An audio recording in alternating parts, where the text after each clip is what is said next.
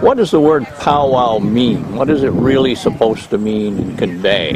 Well, I don't know the original connotation of the word powwow. It's not a language that I currently know or have used, but the powwow, what it means today, is more of a gathering of Native people of different religions, of different groups, and just getting together and basically learning from each other and teaching about different traditions in different ways. And a lot of times we ask the public to come in and you know, represent themselves and come and learn as well. And basically everyone comes here from different traditions, and it's a great learning experience where you can see how other people have different traditions than yourself. I see. Okay. Yeah. Okay. Want to give everybody your name? It's James Clemens, a.k.a. Little Chickadee. Okay. I am Micmac on my dad's side, Nova Scotia. I am Mohawk in New York State.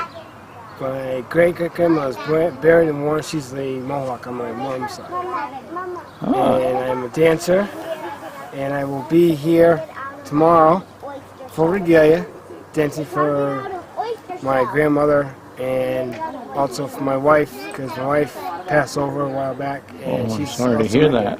She's also Micmac, and I love coming here. I love this powwow. It's a good powwow. And how long have you been coming here, may I ask? How many years? Probably 6 years. 6 years. Between 6 and 7 years. Well, that's great. And you may have seen me, and I may have seen you. I've been here a couple of times anyway in the past, and I had my grandchildren here. Nice. It's nice, yeah. And so you're going to be dancing, Yes, sir. and you don't do any of the singing, or do you? Nope, just No, dancing. Dancing. I see. And For regalia. do you do any war dancing, let's say, with the clubs or sticks or anything? I see. Nope. Okay. I do have a fan, and I have my talking stick. Okay. Well, thank you. No problem. So, can you explain to me what you have there a little bit? Oh, the regalia? Yeah, The your knife regalia. For carving, whatever. This is for decoration, to work on crafts. Medicine bag is very sacred to us. Another knife is on my boot. Then we have a possible bag that we have for different things. And that symbol, that's a universal symbol? Yeah, that's the Micmac colors. Micmac. I see. And is that the same one that the powwow group Kinda. here? And that's why I asked, because it seemed to me that it might be. And you have some the This feathers is my, now. Yeah, this is my fan. Your fan. Oh, that's a fan. Yep. Okay. And this And is your. This is a talking stick that I have that I made. With all the powwows I've gone to. So it's a record. Yep. So, Yep. Some natives do it, some natives don't do it. So. I see. But that's a reminder Yes. for you. Yep. Yes, that's Yep. interesting. And what did you call it again? It's called a talking stick. So not everyone does that, I gather. Sometimes, most of them do. And then my choker that I made of the Wolf Clan. So you've made all of this. Oh yeah. Have fun. Yep. And I brought some other stuff, and if you want, I'll braid your hair. Well, you should. Doing this because it's. This is a group of people that are not camera shy. Well, that's Love to great. be on the camera, but they just like to know who they're talking to, you know. Yeah. Well, you can't blame it in this It's day and age. important to let them know, you know. Because you got government agents spying on us and tax. But you know, I mean, I'm just joking about that in a way, but still. So I'm People are in MC the- at the powwow today. Your MC. So, the Master of Ceremonies. Well, So it's a great honor to be able to be here and to it's an honor to meet you too. thank you, and to be the voice of the powwow. So I get to make all the announcements and hopefully educate people on what they see and what they're doing, and some of the etiquette behind what the powwow represents and what it means, and the do's and the don'ts and that, and just to keep the powwow flowing. Great. My job is to be a little bit unnoticed, but to keep everything going smooth. And I'm sure. Now, have you've done this before? I have. Are My father, Paul Bullock, Rolling Thunder, has been MC at powwows for 40 years in New England. oh, And he's done thousands and thousands of powwows. He just turned 80 years old in May. wow. And he still gets out, and he'll be here tomorrow. And Oh, well, he's a maybe I beautiful can dancer. get a see I hope him you get tomorrow. a chance to Yeah. talk to him tomorrow, I'd because like to, he's a wealth of information on the Indian culture and the certainly the New England powwow scene and how it's changed and grown and all that over the years. Let me ask you this: you see it as getting more? Well, I don't want to say successful, but more. Success is in the eyes of the questioner. Yeah, You know, okay. so it depends who you ask. You know, everything. It's like a party at someone's home. Somebody could go and have a great time, and somebody else could go and not have a good time. Yeah. And it depends. You know, so successful from a traditional powwow standpoint, Okay. is a powwow that is healthy. It's in a good way. You know, that people come and they are happy and they enjoy themselves and they're friendly, and it's a social gathering. It's not a ceremony. I see. You know, this is not a private ceremony. If it's advertised, it means people can come. You know, it's open to the So people can come here and experience whatever they experience, and they course. can come away. And it's different for everybody. Yeah. I can Some see people that. want to come and see the vendors and buy some arts and crafts, and that's successful for them. Other people want to come and have a great dance with great music, and that's successful for them. Everyone has a different reason for coming. Well, that's- So you look around the powwow and you see different people having different experiences, and they're all good. You know, as long as they're in a good way and they don't interfere with somebody else and in their way. You know, and some people come just to visit their family and to be together, and you know, they don't need to go out and socialize. They're just here to see someone they haven't seen in a long So time. this is a great way to experience perhaps harmony in Totally, various of course. ways. Yeah. And it's a social gathering. It's a meeting that, you know, you think the powwow trail is like following the seasons. And this one happens every July. It's always hot, it's always sunny, it's always bright. It's there are some in the fall, and there are like harvest powwows, and there are some in the spring and planting powwows. They're all different. So they have a different feel for each one, you know. But this one is this is a really nice powwow, and in a traditional way. It's not contemporary powwow means that it's competition. It's for money. I see. This one here is not like that. This one is a This traditional is run powwow, social. because it's It's run just for the right reasons. It's Right run to reasons. bring people together and have a good time. May I ask you what the term powwow is? Is that really a great term to use for? Yeah, that's the term. I see. Yep. What powwow is just what a is the social origins gathering. of it? Tell me how that got into the language that when people are talking about this. Yeah. It's I think that there's a few different origins. If you ask different people in different parts of the country what powwow, I believe that the southwestern people in Oklahoma started the powwow. I see. And for them, you know, people live so far away that to come together once a year in a certain place and have an event or a meeting or a gathering, a dance, you know, it builds like anything else. Indian people are really fad conscious. Yeah. Something new this year is something new next year, and goes on, you know. I see. Yeah. So that's really it's not a term of. I should shut myself. Yeah. You may begin. My name is Cody Blackbird. I live in Hill City, South Dakota. When I'm not on the road, I'm Eastern Band Cherokee and Hunka Sasitama Dakota. And I'm a Native American Music Award nominee for the year 2010. I was nominated for Best Davy Artist, so I'm up here in New Hampshire at the powwow this weekend, performing my music and selling my CDs. Okay. Let me ask you this. You've been here before? Or? This is my first time. First time, to okay. New Hampshire. All right. And what is your impression thus far? I've had a good time. It's very welcoming, and just had a good time enjoying myself here at the powwow. And we're glad to see you. And so you're from South Dakota? Yeah. Well, my grandsons were there to see Mount Rushmore a few weeks ago and tried to visit through there. And I still don't know all that you did. Yeah. But, yeah, I've never been to South Dakota. Okay. Maybe someday. It's nice out there. So, what little they told me was very nice. So, there are other nominees then apparently for... Yeah, there's multiple categories. I think there's over 20 categories that one can get nominated for, and it's a selection process. The record company or producer submits the music, and then it's reviewed over the committee. Nominees are chosen, and then the public and the committee vote together on the nominees and pick a winner.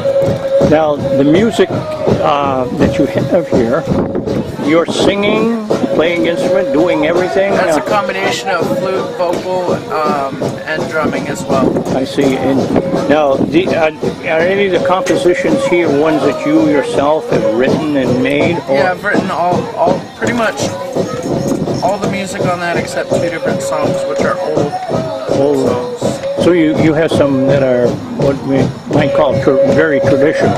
Yeah. But you're not strictly a traditionalist per se. No, I do traditional and contemporary flute playing and singing. So I mix it up and try to mix the old with the new to create a unique blend of music that the old and young can enjoy. Now, let me ask you this, do you do a performance circuit, like do you go to certain places and actually perform live, or do you... Yeah, I perform at a lot of powwows across the country, but then I also do a lot of performances separate from that. Maybe native music festivals and concerts associated with different native gatherings across the country, perform at different American Indian conferences across the country, as well as different performing arts centers as well. That's good. And on the basis of what you just told me, do you think that you would come back here again, say next year if possible? I would like to, as long as my schedule allows it, and I'm in this area, I'd love to come back up. I see. Because sometimes your schedule must be tight because probably you plan a lot of these things way in advance. All the time. A lot of the shows are booked out well in advance, so one day I might be on the East Coast and the very next day flying out to the West Coast for a show. That is excellent. And I hope that you're racking up a lot of frequent flyer miles. A lot of frequent flyer miles. There was a guy they were mentioning, and they interviewed him on public radio when I came in. It's got something like, I think it's over 1 million miles of fly, but he's a special case. Yeah. He was in the paper and they interviewed him. Well, thank you very much, Cody, and I appreciate your time. Okay. How you doing? My name's Scott Dinsmore, Maidu Nation, Northern California. Currently live in North Reading, Massachusetts, about an hour south from here. And some of, I guess, there's some preconceived notions, I think, of what a powwow is, and I think a part of that is, it's some people dance around in a circle and selling things made in China, but that couldn't be farther from the truth. There's definitely a spiritual aspect to why folks come.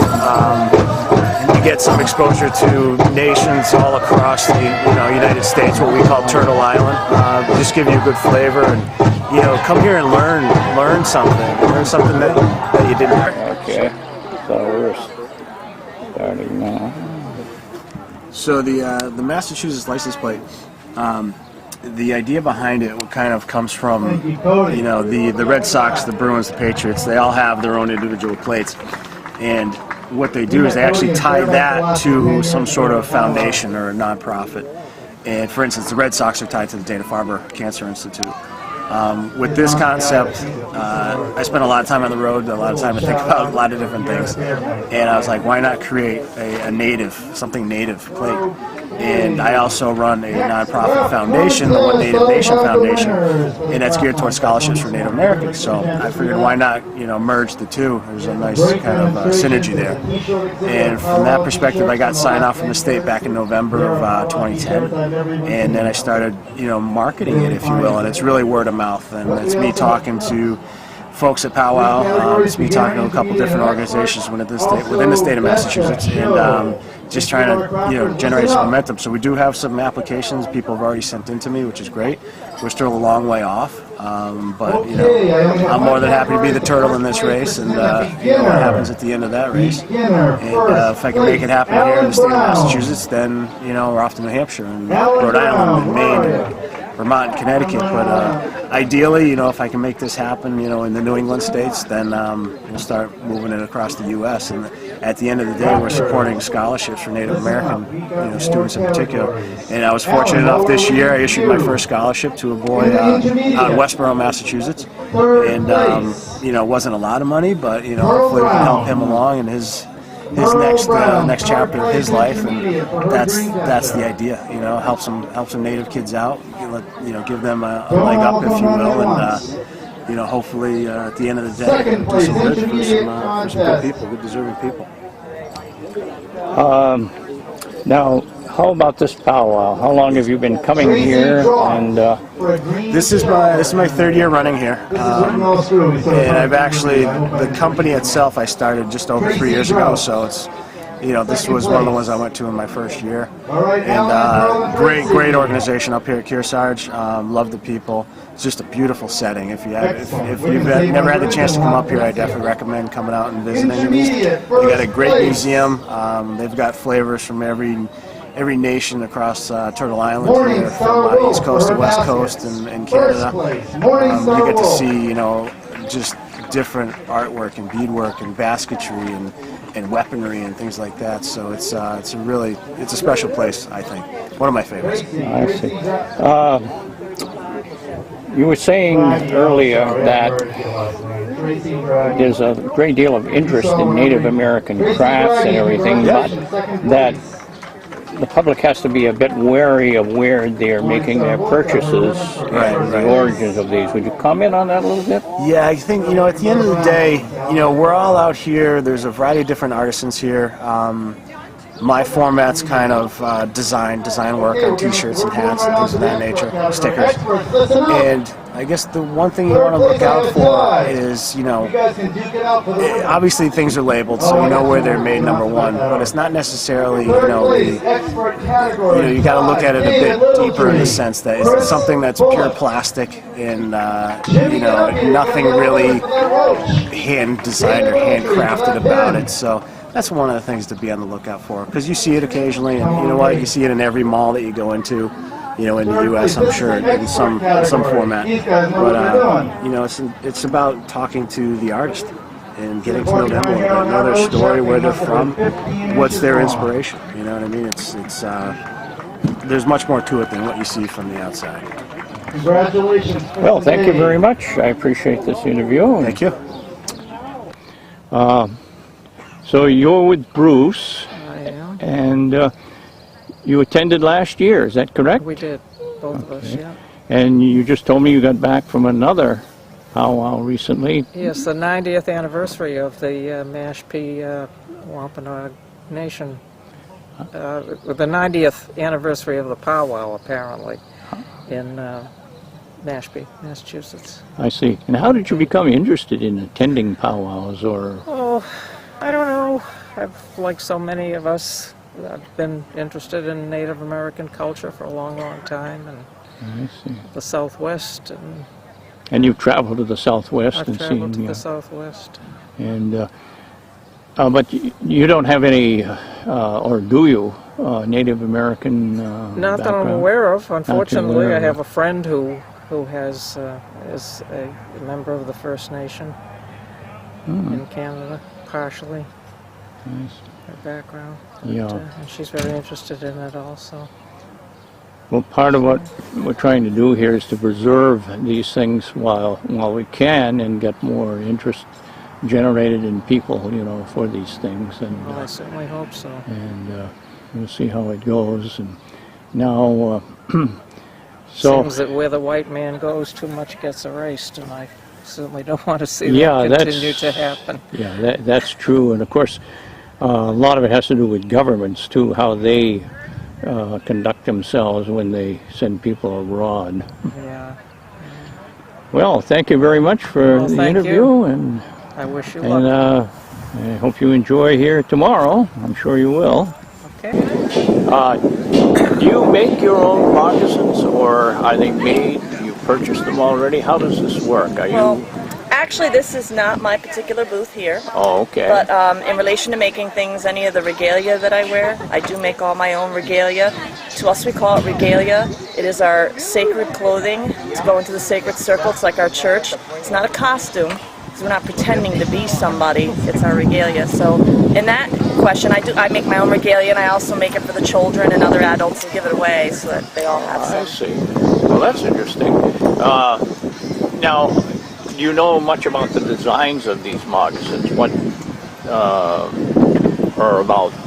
These moccasins are made just for just about anybody to be able to wear. Nice. So it could be for anyone from general public to someone from the powwow trail or someone from a certain tribe, because they can always put their own colors on it, their own beadwork, and they can add to them and embellish and to put their own medicine on them. So right now, as you see them, these are the basic moccasins, and they can just come and choose whichever ones they like and work with them. Now, you use the term medicine. What does that imply? I mean, Medicine to me, it's who I am. It's my heart. It's my prayers. It's everything all rolled into one for Creator and for the spirit of my ancestors. And it's a hard term to explain. It's just Yeah, it encompasses I so can much. see that. It's a part of who you are. It's a part of your heart. And it's basically your prayers that go up to Creator and go for your spirit, your ancestors that have crossed before you.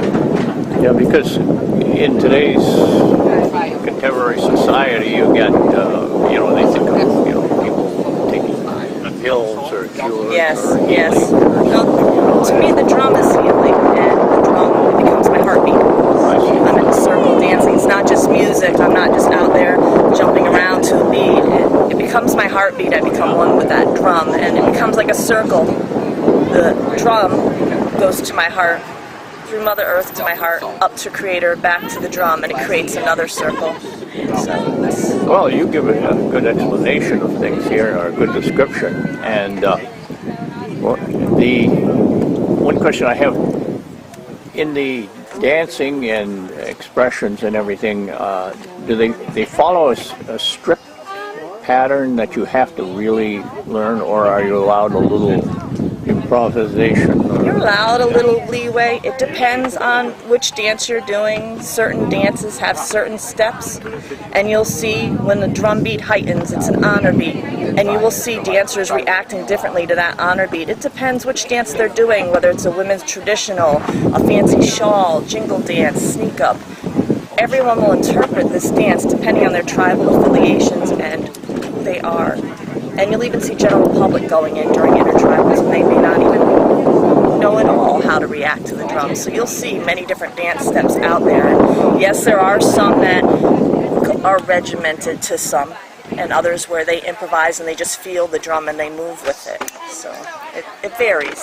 So a person, let's say, that doesn't really do the dance and has never done the dance, but observes it, can he learn anything from just observing the dancers if he's a keen observer, let's say? Is there a story, a message that's in Some of there? them do have stories. Some of them are healing dances. The jingle dance is a healing dance. You'll see some girls out there today probably with the cones on their dresses.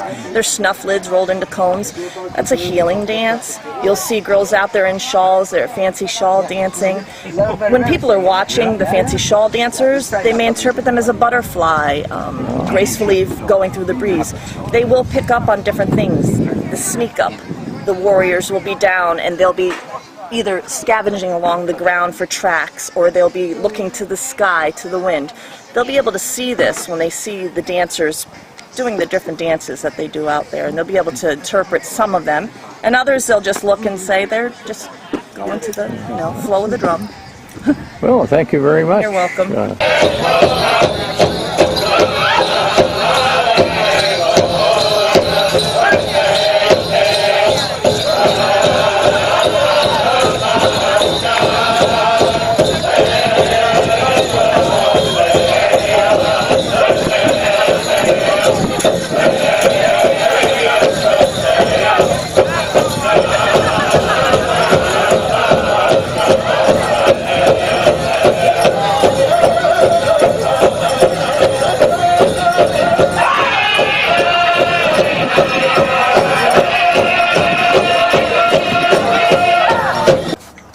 So, how long have you been coming here to these powwows?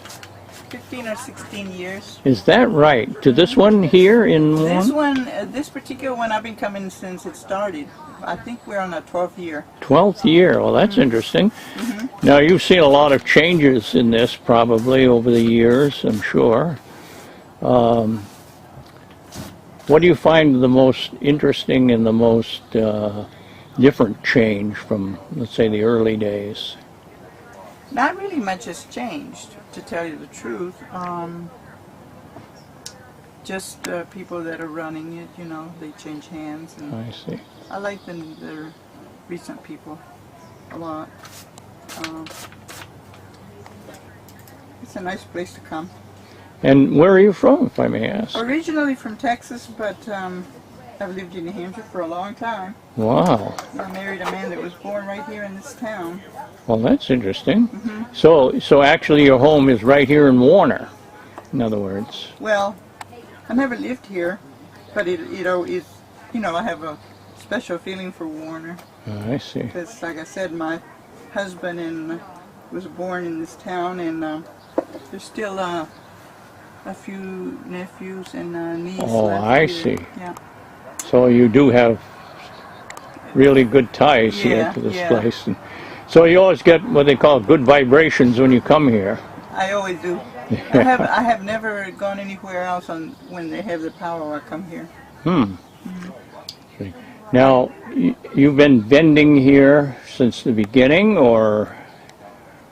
This powwow, yes. I've been here since the first year, and they're on their 12th year. I see. And you've gone across the country to other? I travel around New Hampshire, Maine, Vermont, and Massachusetts. I see. So you do the New England circuit. Do they have powwows in Rhode Island, for example? Yes, I do. But I've you've never gone down Never there. gone down there. They Yeah. have some in Connecticut, Pennsylvania, New York, yeah. I've been to a couple in New York. Well, that's interesting. Yeah. Yeah. I love to do it. I go every weekend. Well, that's great. Yeah. Now, do you have a Native American background in your? Oh yeah. Yeah. And Yeah. what is your It's Apache and Cherokee. Cherokee. Cherokee? You know, the Cherokees had a very literate culture, and they had their own alphabet, and I can't remember. It's been years since I've read about this. I'm reading on it now. See, I didn't find out I was native until a few years ago. Or Really? About maybe 20 years ago. Yeah. My brother was doing the family tree. Oh, Yeah. that's great. And so you're Cherokee and Apache. Now how did that connection in? Do you know, or? My mother was Apache. I'm originally from Texas. Yeah, right. Yeah, she was born in I see Texas. that. Right. And so her and my biological father met there, but she didn't marry him. She married my father, I who see. brought me up. Yeah, he was Yeah. from Mexico. Well, that's interesting. Well, thank you very much. Well, thank you. Nice talking to you. Nice to you too. What is your name, please? My name is Renee Ayers, and I'm from the Catawba and Taino nations. That's quite a mix. I grew up in New York City, born and bred in the Bronx. There is a lot of indigenous people down that way in the Bronx, all the way down through Long Island. I moved to upstate New York up to what used to be the Mohawk hunting grounds to look after my parents. And I had been on the Red Road for a very, very long time. And I found I could no longer get any work. So I hit the Powwow Trail, and it was the best move I ever made. And beautiful people. And so I branched out from New York State up into Canada, and then through Vermont, now New Hampshire, and I just love the people. Now, you like this particular powwow? Oh, I love it. Is it your favorite powwow, perhaps, or not? Or maybe you have some other favorites? You know, I don't really have a favorite. Of course, you're always going to like the super duper money makers. Yeah. But I found that I tried doing some of the powwows down Long Island and there, and they just weren't as much fun. And the people up here are so warm and so friendly. I just love them. Well, Love them. now in New York, if I understand, there are a lot of people from the Cherokee Nation that work in construction. They go high up on the big skyscrapers. Sure. And everything. the Haudenosaunee. Many of my brothers and sisters were, well, not sisters, but brothers were skywalkers. Really? Yeah.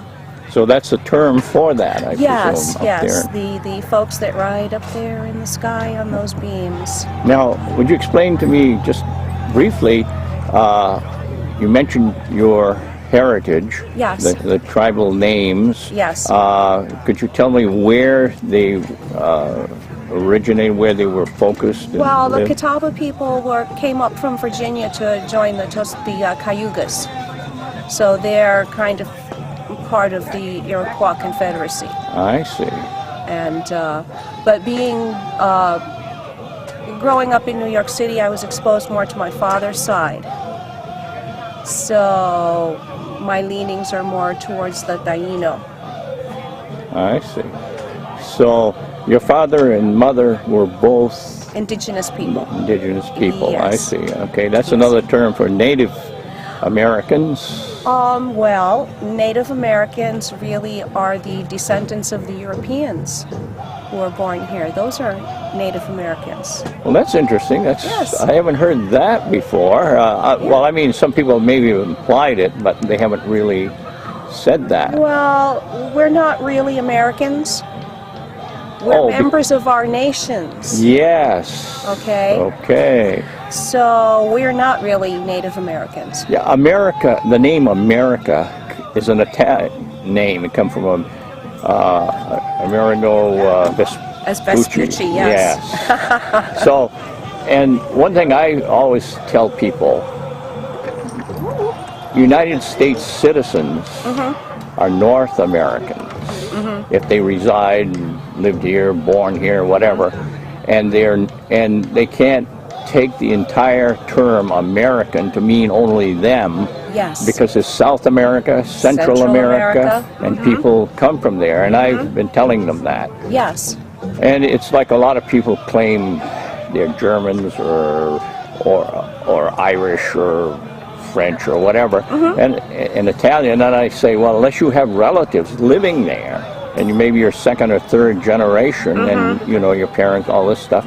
If it was way back in the 1600s and you have no connections and you don't speak the language, you don't do anything, how can you claim that you are entirely of that thing? You can claim having a background through your ancestors, but Yes. if you go there, they're not going to say, unless you speak the language and you have relatives there, they're not going to acknowledge you. They're going to say, Yankee, go home sometimes. Please. But that's interesting. Thank you very much. Do you have anything else you'd like to say at this moment? Well, this is my second time to Mount Kearsarge, and I can't wait to come back, and I would like to become a member this weekend. That's great, because I was just going to ask you that question, if you were planning to come back to the powwow. Oh, yes, and I do want to become a member. I see. Of the powwow committee or the museum? Well, I was thinking of the museum, but, you know, I'm up for anything. Well, you could be a supporter of it. That's Yes. for sure. Oh, absolutely. Yeah, and I'm sure they'd love to have you there and to be a member. And it might be nice if everybody did. I know they've been after me, but I resisted so much. Anyway, I have to remain a little bit neutral Okay. in all of this. All right, I'll let you slide. Okay, thank you. Well, thank you very much. Thank you. And please state your name again. Renee Ayers. Renee Ayers. Thank you very much, Renee. Thank you. You can tell me your name. My name is Mark LeClaire, native name Wolf Warrior Howling, also known as Rubber Rat for my road name. Military veteran, served 9 years active duty in the Navy and served 2 more years in the Guards in Montana and New Hampshire. I'm here today at the Indian Museum to participate in the powwow. I'm one of the drummers for Mountain Spirit Singers, Eastern Drum. Been doing this now, drumming, just over a year. I was invited last year. It's one of the things I'm really grateful for. Big gift for me to be able to participate in powwow like this. Been doing powwows probably for maybe 11 years. I come to powwow because it's a spiritual event for me, and to listen to the drums and the singing, and especially to visit vendors and talk to other craftsmen to see what they're doing. Always interested in seeing other people's skills. And one of the big things, another reason I'm here at powwow is because of the brotherhood. There's a lot of veterans that come to powwow, a lot of people that serve, and I feel comfortable and at home when I'm here. I know I'm among my warrior brothers and sisters. That's an important part of my life. I myself am a disabled veteran from my service, so I spend a lot of time doing volunteer work. One organization I belong to, Friends of Veterans, is homeless prevention in New Hampshire and Vermont. So I spend a couple days a week doing casework for them and fundraising as well. So that takes up quite a bit of my time. I'm also in Combat Veterans Motorcycle Association, as well as the chief on our drum is in the same organization. And again, it's about helping veterans out, you know, their families, anyone in need that we get notified that they're struggling. We do our best to raise funds and help those in need, especially when it comes to homeless prevention. And that'll be it for now then. Okay, well thank you very much. Yeah. Ken. I greet you all who are watching this video caption. My name is Jorakwate, and it's my spiritual name, and it means a high bright sun that we depend on daily. And to my right, I have my brother. Yeah, so we've traveled from the province of Quebec, actually from Ganawage. Okay, we're across the river. We're 12 minutes from downtown Montreal. There is a powwow taking place at home, but I was asking my brother, I says, how about we take a ride to New Hampshire and check out the scene, the sisters and brothers that are going to be here, and hopefully we can share viewpoints. And like I've always said, Yatena isa desama zik yosatkawe. Nothing is yours until you share. So at this point in time, we were very fortunate that we were raised in the language Kanyageha, which is Mohawk, and we're both fluent speakers, and we were dialoguing all the way the 5-hour trek or so that in getting us here to this area, neck of the woods. And so right now, I just like to share with you a little bit about our voice of the ancestral past. Negi tagiru onegi agiru ji what ka totseri yogiga ji noe wodenewe your hearts onegi agit oyohrene tuda saundaga ajeni kare tanu so agis kanorowa na tanu ti gwe that we that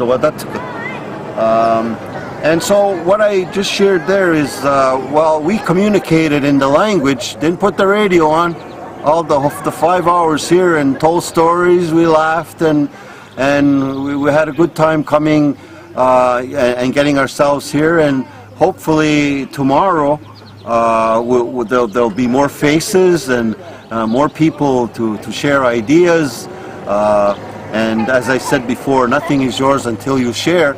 So we're about coming to meet new people, native or non, you know, and to me, nobody's leaving in the morning, so we need each other, one another, and once I have a little what do you call it, whereby learn a language, share a culture, let's enhance our world.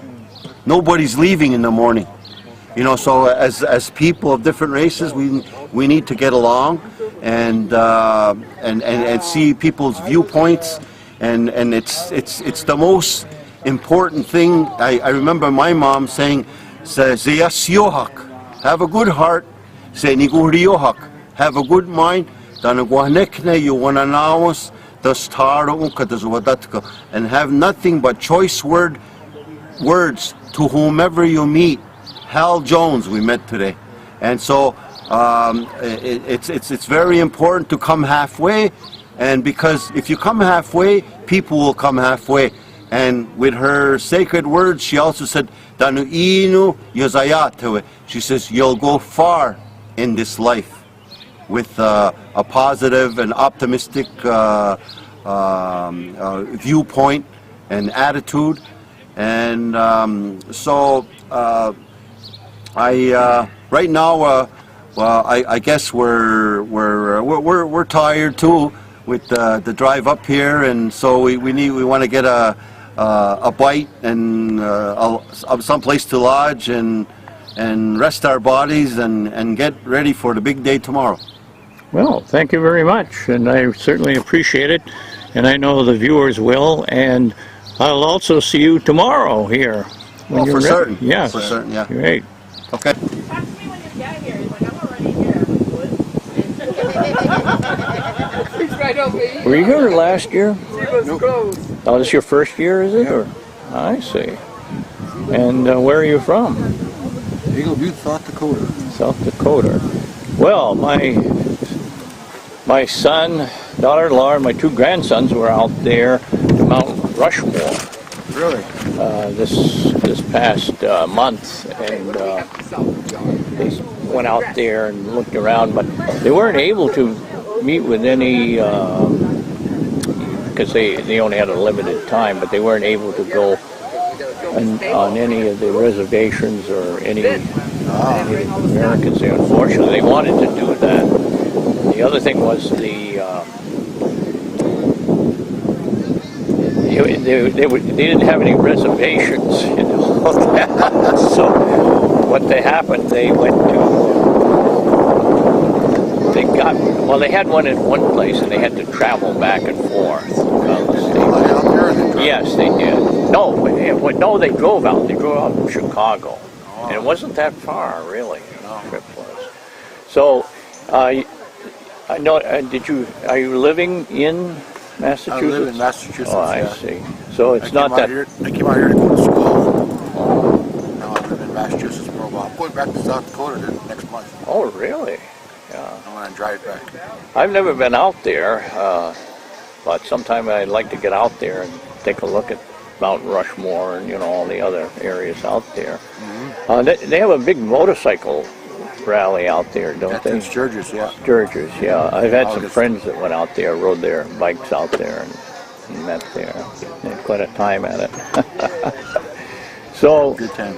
So, you go to other powwows around? I go to powwow every weekend. Every weekend? Yeah. I see that. Here in New Hampshire and Massachusetts and Rhode Island and Connecticut. Now, how are the powwows in Rhode Island? Are they fairly large or small? Same as this, yeah. Same as this, yeah. And what made you decide to come up here? My girlfriend dances. Oh, I see. So, and are you in with the dancing group, or are you? No, you're not going to. I'm a veteran, so I do the veteran dance. Oh, I see.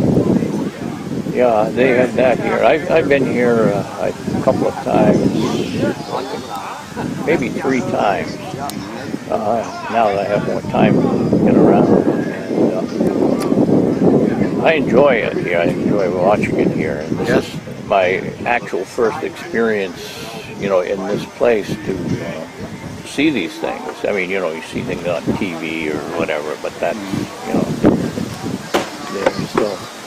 So you're going to be here, and then where do you go from here? I don't know. What's the next powwow? Where the next one? Yeah, I think there's supposed to be a big one coming up in New York State. I forgot. I heard that end of the month, yeah. Yeah, something like that, because I have a friend that is a writer, and he was telling, I mentioned it to him, but he's tied up with stuff in New York. So, yeah. Well, thank you very much. I appreciate your input here. Thank you. I'm glad to do it. I think tonight they're going to bring out I don't even know who's going to be. Chris Tate's coming. Know that. So you're going to braid her hair, and you're going to dance this afternoon, or are you just going to? Put braiding feathers into her hair because it'll look nice. Yeah, it will. So everybody want to come? Well, she'll make the feathers look nice too, maybe. Exactly. So it might be some of the other fashion people, but that's great. Yeah, exactly. So people probably. So, where did you grow up? In New Hampshire or Maine or? Nope. No, nobody did. I think we both grew up in Massachusetts, right? Yep. Oh, Massachusetts. Okay. Oh, all right. We both escaped from Massachusetts. Yeah, I won't bring up all the things that people in New Hampshire say about Massachusetts. Yeah, but most of the people from New Hampshire are from Massachusetts. Yeah, that's true. It's become a suburb in some areas. There's very few native New Hampshire people out there. Well, I'm a native Vermonter, but I've lived mostly in New Hampshire. I actually was born in Pennsylvania. So Were you? Wow. Not even a New Hampshire. So you're adopted.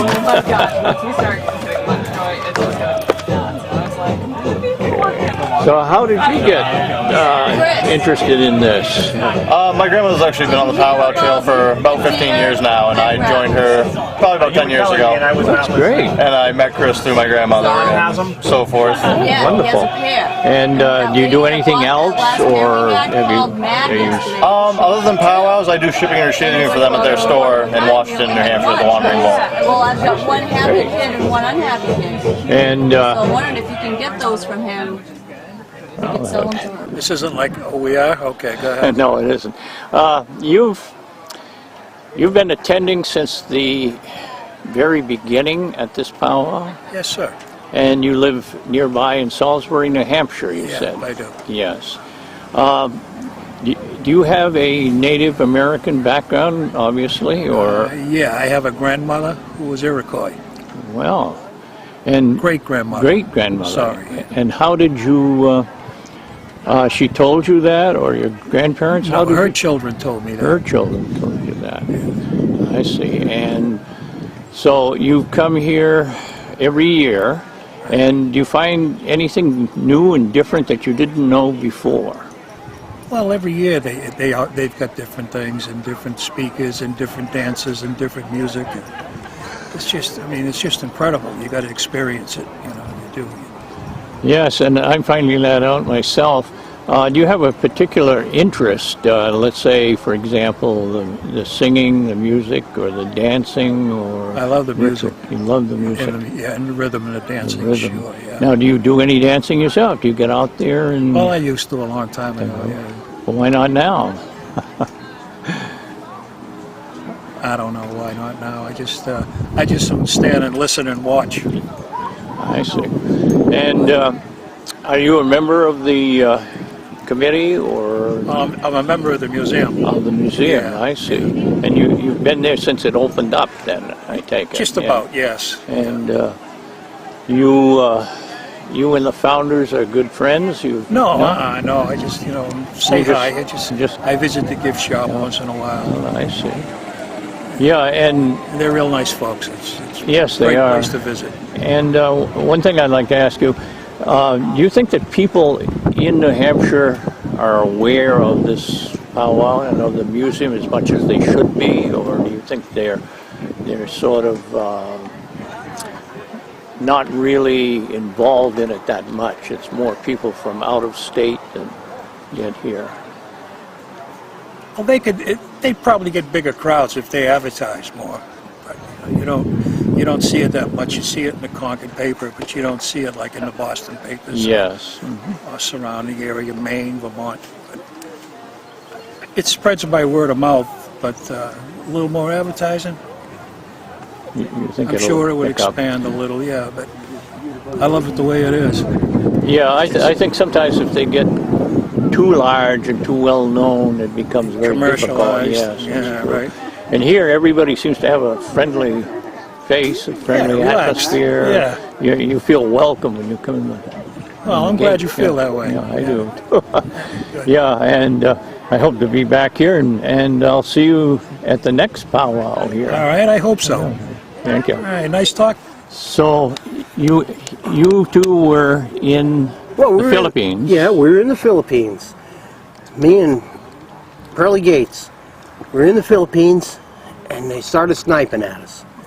So me, being the brave American hero that I was, said, boys, let's run. So we put our dozers in full reverse, put our blades up to protect us, and we went backwards. To tell you the truth, I went backwards so far, then there was a Quonset hut, which is a naval, it looks like half a culvert. I was so scared, I drove right into the damn Quonset hut and that giant military D9 and wrecked it. Now, when you were in the Philippines, did you sample some of the delicacies like balut? Oh, we had good food. San Miguel beer? Well, San Miguel. Yeah. That stuff was nasty. Well, it's funny because some people like it. I didn't think There's much a difference between the local and the export, but okay, go ahead. I didn't think much of it, but after I got off reporting out of the brig for killing a Quonset hut and running away from the enemy, me and Mr. Gates decided to go into town, and we experienced the famous monkey brains. That's an awful story to tell, but there's a thing called the monkey brain table, and put the monkey in it and you eat the monkey brains. It was disgusting, but we did it out of peer pressure. I see. And we didn't know any better. We were young naval young Navy Seabees. We didn't know any better. So, where did you land in the Philippines first? Well, we went to Subic Bay in Manila, and then we went into the back country to build roads, revetments, airfields. I was supposed to be a builder's mate, and so was my partner, Pearlie from Detroit, but we were short-handed. We just didn't have enough men, so they made us operate equipment. Oh, I see. And to be equipment operators, I wasn't trained to be an equipment operator, neither was he, but we did the best we could. Now, that must have been the MPA. You said during Marcos' time, he was in charge. Yeah. Yeah. Pleasure to meet you, ladies. God bless. Thank you. Yeah, so nice seeing you. So when you got back here in the States, and you were down south, you encountered some discrimination about you. Well, I grew up with discrimination. From the day you were born. Absolutely. I was a half-breed Indian, and I was dark-skinned. Stayed out of the sun as much as I could all my life, but I was half Indian, and I had black blood. And in the South, they had white mountains, and it was bad. It was very bad in the early 60s, late 50s, early 60s, and you had to just bear with it and kind of accept it. even though the government eventually forced it to go away, you had to deal with the fact that you were different. It was still there, though. It was absolutely still there. I mean, you know, I remember the signs. I remember growing up, having black friends. Most of my friends were black. I was a half-breed, so the whites didn't want me, and the Indians, there were no Indians. So you just went with the flow, and your friends were black, and you dealt with it. We used to go crabbing down by the creeks, catching crabs, catching fish. But good Lord, if you went around anybody else, they didn't know me from them. I looked like them, I guess. I had no rights.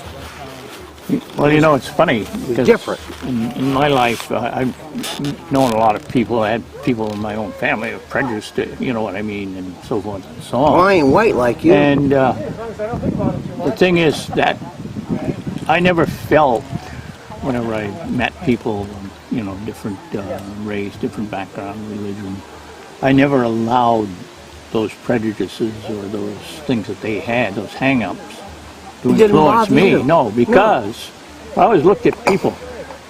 We had a lady, she was from the South, she was married to a black man. And she used to come and help my grandmother. And I used to talk to her, and we talk about, you know, what it meant to be, you know, married and black. And I was up maybe about 13, 14, 15, somewhere in that age. And, you know, we chatted about it. And then I worked at a summer camp in Enfield. And all the guys in there were from Detroit, you know, and they were all black. And I made a good friend there. He had done wrestling and boxing, and we got along. We washed dishes together. And as a matter of fact, we even went in and took a few extra ice creams out of the ice cream freezer. You know, things like that. And then when I went in the Army, my guy up above me was same name, Jones, and he was black, and we got along good. And, you know, I never had that problem at all. No, and you know, so many people from the North just don't, they're just not prejudiced. But when you grow up in Virginia, you must face the fact that people have ancestors from the Civil War. Yeah. That I did. You know, people telling you, well, your great-great-grandfather was a captain in the Army of Northern Virginia fighting for the South. Slavery was wrong. It was always wrong. Well, it was always wrong. And there's still slavery, but it's in a different form. Yeah, now it's economic slavery. Yeah. But slavery was, in that format, was always wrong. Those people were treated like animals. And granted, well, yes, because people were bought and sold. They were treated chattel, like cattle. Yeah, exactly. Up here, you would think of it as cattle. Yeah. And it's always been wrong. But I grew up in it, and I remember the Old South. I remember the signs. I remember the fact that I could walk up to that water fountain and have a drink, and it was 95 degrees. And my black friends had to stay back because the sign said white-only fountain. And if the cop standing over there saw them, he'd beat them like dogs. Oh, sure they would. You could beat a black man back then. Yeah. And policeman could walk up and beat you, and in some places. It's no different. Let me ask you this. It's being here at this powwow now, and I take it you go to various powwows in other places. I've been to many. Are you connecting or reconnecting or discovering, or how would you describe it, your Native American roots? And then do you have any, let's say, affinity for tracing your African, I hate those kind of terms, but African American heritage, or do you keep them separate? Well, I ask it because I accept my heritage. I accept my roots. I accept the fact one cannot change your lineage. You are what you're born into. I try to look at myself as an American. I try to look at myself as like, my country is made up of people from many races. Granted, I don't agree with what happened to my people, the Indian people. I don't agree with what happened to the black people. They're in my bloodline. But we are all one country and one people. And that makes us great. That is what makes us strong and great and makes us the greatest country. That's true. And that is what makes us great. The fact that we all are different, but we all pull together. And that is the difference. That is the difference from us and many other countries. You go to Japan, they're all Japs. Yeah. You go to Korea, they're all Koreans. You go to America, look around you. Well, Many the races, other thing is and we're all Americans. you can't become a Japanese citizen because it's a bloodline thing. Right. There's only been maybe 3 people by appointment. But here, it is what makes us great. The fact that we are Americans, that we have an open door. Come here, be an American. And people are doing that. They're coming here now. They people are. coming, even though it's economic downturn, there are people coming here to get work. We are free, and that is what makes us great. And you just have to go with it. Well, I've got to stop you.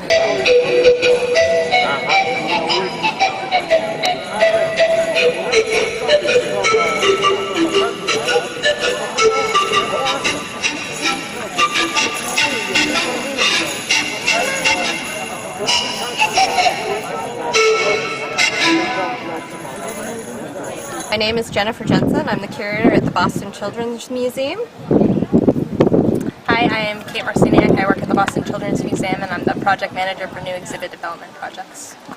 Okay. And I'm Brian and I make movies and they asked me to come to make this movie.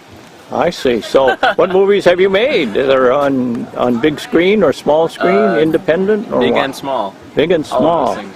And you've got something coming up very soon? Yes, actually, I'm shooting my next feature in 2 weeks. Whereabouts? That's completely unrelated to this. Oh, the same thing. Okay. And now, you came up here. Is this the first time any of you have been up here? This is our first time at Mount Corsage. Yeah. I see. And I'll start with you. What is your impression of I think it's been a wonderful powwow. The location cannot be beat and we had a beautiful day for it. The drumming has been beautiful and the dancing has been really awesome. So, great day. I see. And how about the museum itself? Does it need reorganization? Does it need more funding? I'm not one to judge. No. I mean, I'm just wondering if Excellent. because they have a lot more stuff I gather in storage that they haven't room and things Most to get museums out. only have about that's- 1% of their collections on view. Yeah, even the major museums in the country have the same problem. So, what was your impression of everything here? I'm just blown away by the community. I mean, everybody's really looking out for each other and celebrating just being together, and it was easy to make everything look really pretty because everybody was so happy. So, will your work for this project, where will this be shown? Just for the museum or for everywhere in the country? Or what? The project is called Native Voices, and it's about 5 contemporary Native tribes in New England. And you'll be able to see the exhibit starting at Boston Children's Museum, January 27th of 2012. It will be at our museum for 9 months, and then it goes to how many more? 8 institutions. 8 institutions around the country.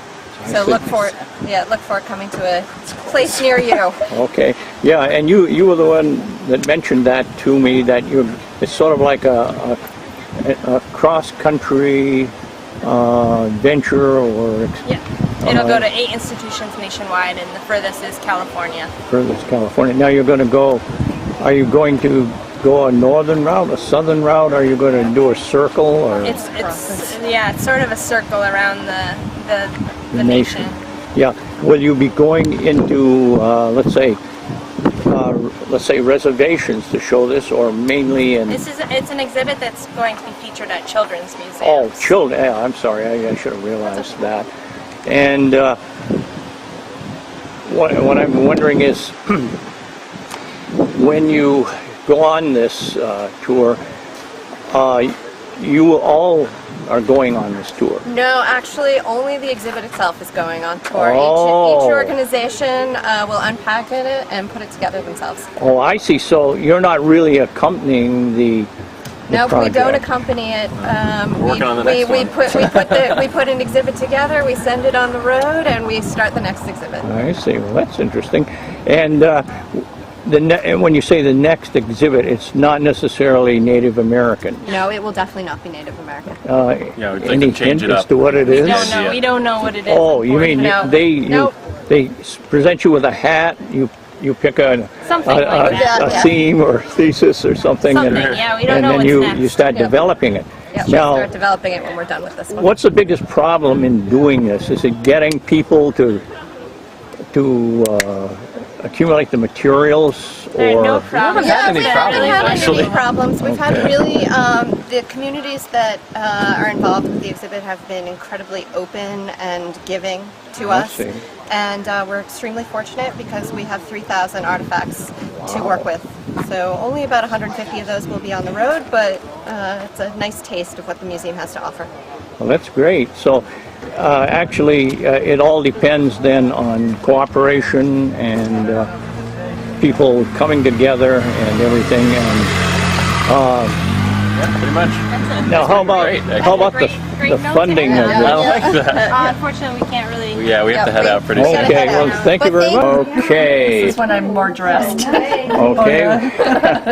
So, Grace Frazier, you are the Chair of the Chairman Board of Trustees of Mount Trustees. Kearsarge Indian Museum. And Sean, you are? The Executive Director of Mount Kearsarge Indian Museum. Okay. And what is your goal here for this particular powwow? Do you have a specific goal, or are you just... I think our goal in general at the museum is to educate people about Native Americans, and certainly we want to have this as an activity specifically for the First Peoples of this country and allow them to express themselves and share their culture with others in their own terms, not in someone else's terms. I see. And have you always been here since the first start of the museum? And Pretty close to it. I pretty was close one to of the it. first speakers under the auspices of the New Hampshire Humanities Council to speak here at the museum. I believe it was in 1991. And Bud Thompson brought me in as a scholar, and I've sort of been hanging around ever since. Now, as a scholar, do you specialize in Native American studies, pretty much? Or? I teach at Plymouth State University. I'm an anthropologist, and one of my areas of expertise is Native American studies. I'm originally from out west, so my interest goes back to when I was a child. Now, when you say from out west, do you have a Native American background or heritage? I'm not Native myself. Okay. I just had many friends on some of the different reservations in the Dakotas as a child growing up, and always felt an affinity with culture and the people. So I was able to, fortunately, study as well. Now, in the area of anthropology, do you have a specialty that you, let's say, examine arrowheads, baskets, shelters, canoes, transport, whatever? Do you have a specific? I have a degree in archaeology, but I also have a degree in cultural anthropology, which means that my area of interest is in contemporary Indian affairs. So I have a passionate love affair with baskets, but that's not my professional area of focus. Well, I wonder if you would be the person I could ask to guide me sometime through the museum, and particularly I'm interested in Native American weapons, how they're designed, their use, any number of things concerning them that you might be able to discuss, point out, and so forth. Certainly. Because I'd like to do a special just on that. Yes, alone, if I could. It's not one of my areas of expertise, but I know a little bit about it. Okay. And I suspect that John Crawford might know quite a bit, do you think? He or Chris Bullock. Oh, Chris Bullock, who is very active in the museum, would know a great deal. But we... Yeah. I need to know where to send a check, and then I'll tell him I put it in the mail. Okay. You have a very colorful costume. Regalia.